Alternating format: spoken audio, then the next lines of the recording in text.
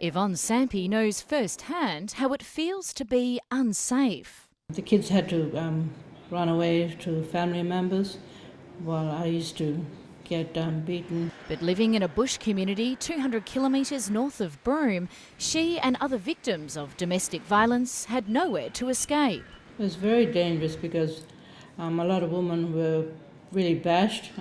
We had a couple of girls from One Arm Point died because of domestic violence, and they left their young families behind. So 2 years ago, the women successfully campaigned to have the Djarindjin Women's Safe House built. The federal government put in $500,000 to set it up.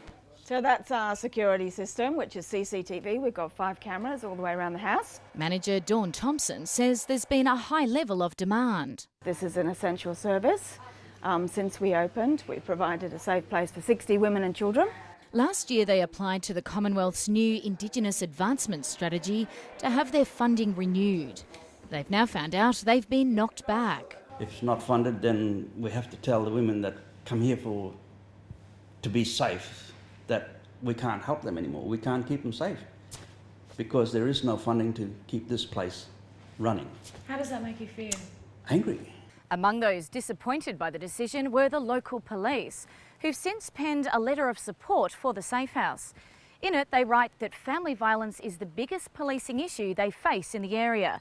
And if the facility closes, there'll be nowhere for hundreds of kilometres to take at-risk women.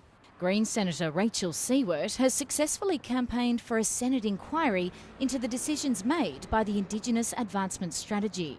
It was chaotic, and anybody you speak to will tell you the same thing. Short notice, not a lot of guidance, not a lot of support or information from the department, and clearly the assessment process has been flawed.